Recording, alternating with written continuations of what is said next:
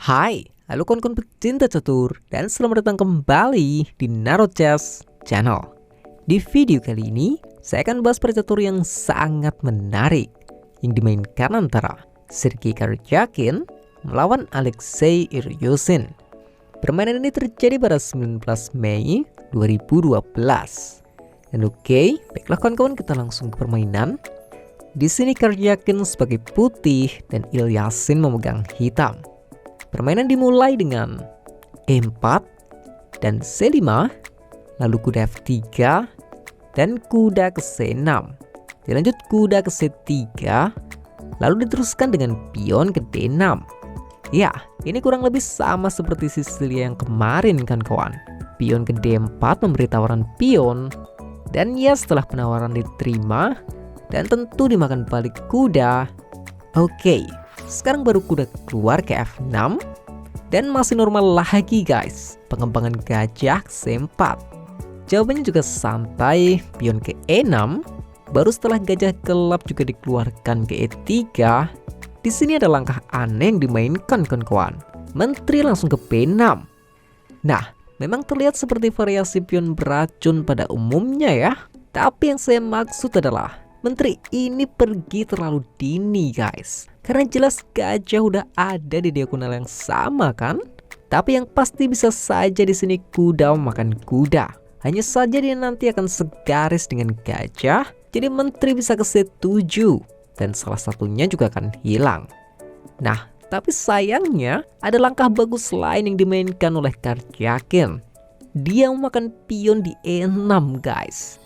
Baiklah, ini akan jadi pertarungan kalkulasi dari kedua pemain. Karena jelas gajah mengancam menteri, jadi dia memakan pion di B2. Oke, selanjutnya adalah kuda manuver ke C7 skak benteng. Ya, setelah raja pindah ke D8, ini gak mungkin kuda lanjut makan benteng. Selain kuda akan terjebak, menteri juga bisa makan kuda sekaligus skak gajah. Nah, tapi masih bicara soal jebakan, kuda ini memilih mundur lagi ke B5. Dan di sini balik hitam yang harus berhati-hati. Karena selain dia menduduki kuda, ini juga persiapan benteng ke B1 dan menteri akan terjebak. Jadi oleh karena itu menteri pindah ke B4 terlebih dahulu. Ini juga sama, selain menyerang gajah, dia menyerang pion di E4 jika gajah pergi. Nah, sampai di sini aja udah cukup rumit kan? Tapi sebenarnya di sini gajah bisa mundur ke D3. Karena jika dia terjebak oleh jebakannya sendiri dengan main pion A6, maka gajah bisa ke B6 skak dan kemanapun raja pergi, benteng ke B1 dan menteri akan tetap terjebak. Ini pokoknya soal jebakan guys. Nah, tapi jebakan dari Grandmaster tentu lebih rumit kan kawan. Pertama, gajah memilih memakan pion di F7. Dan dengan ini, udah pasti kuda juga balik makan pion di E4, sekaligus menyerang kuda 2 kali. Ya, tadi udah saya katakan, jebakan Grandmaster itu beda. Jadi jangan pikir gajah akan balik ke D2 melindungi kuda ya. Karena justru Karjakin memilih pion A3 menyerang menteri. Nah, lihatlah, ini terlihat seperti gerakan blunder. Karena setelah Ilyushin tetap memakan kuda, sekaligus menyerang balik menteri. Sampai di sini mungkin masih banyak yang paham maksud dari Karjakin.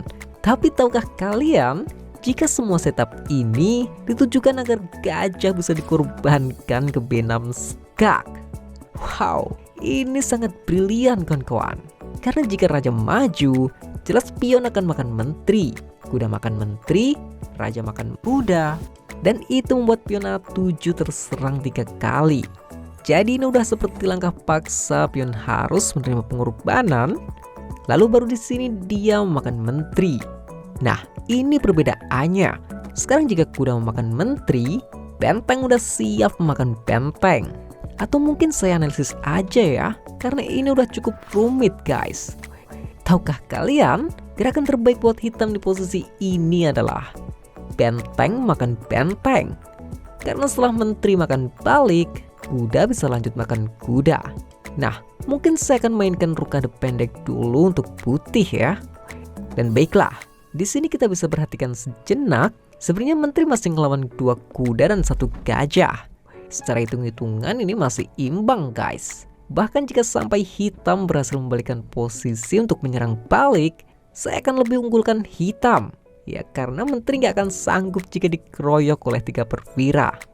Ya, tapi secara posisi tentu berbeda. Mungkin jika yang main selevel, ya di tingkat Grandmaster seperti ini, saya pikir ini masih posisi imbang. Hanya saja hitam nggak boleh melakukan kesalahan sedikit pun. Ya, simpelnya saya akan mainkan pion ke H5, dan setelah benteng ke E1 untuk ancaman skakmat, kuda bisa menjaganya ke C7.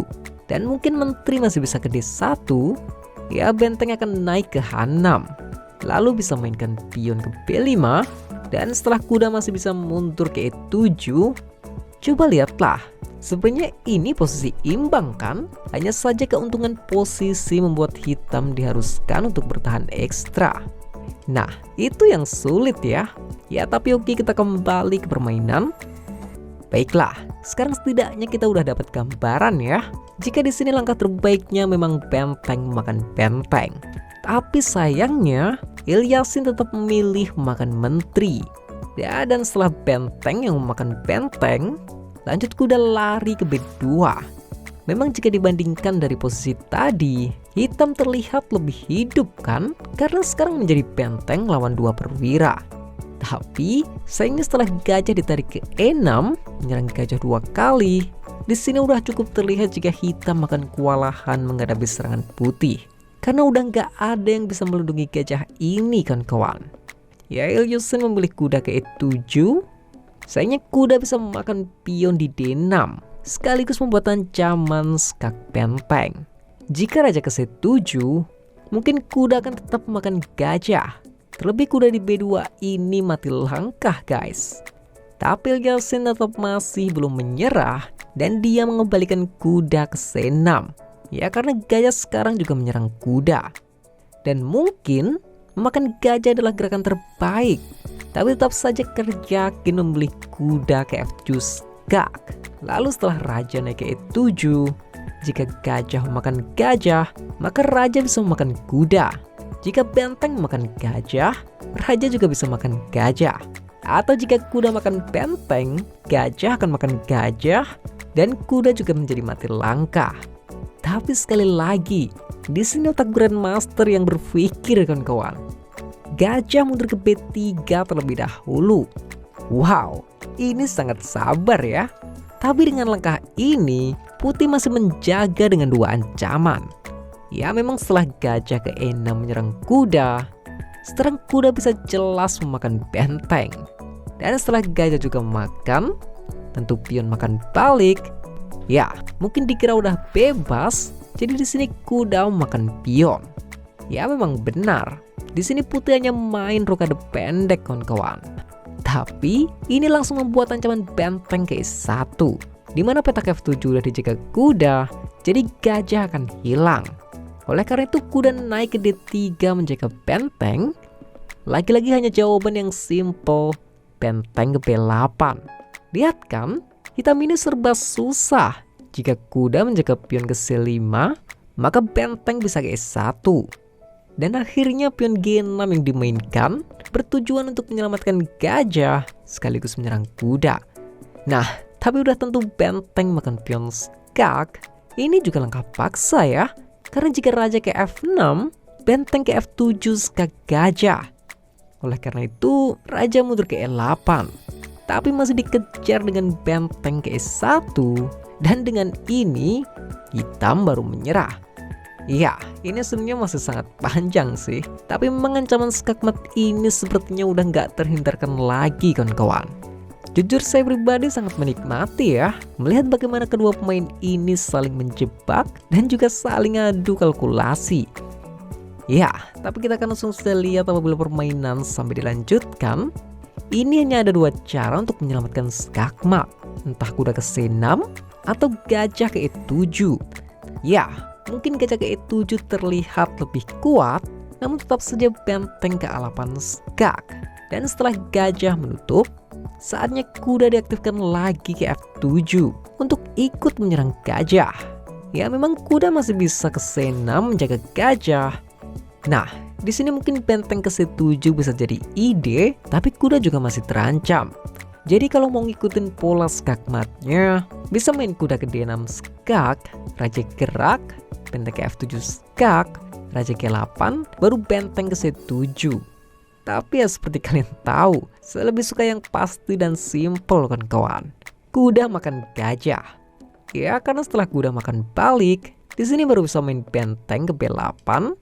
Atau jika dipaksakan mau ribet ya benteng makan pion H7. Karena sekarang keribetan ini nggak ada resiko ya. Ya setelah kuda mau kemana pun, benteng ke H8 skak, paksa raja untuk maju, dan benteng A makan kuda.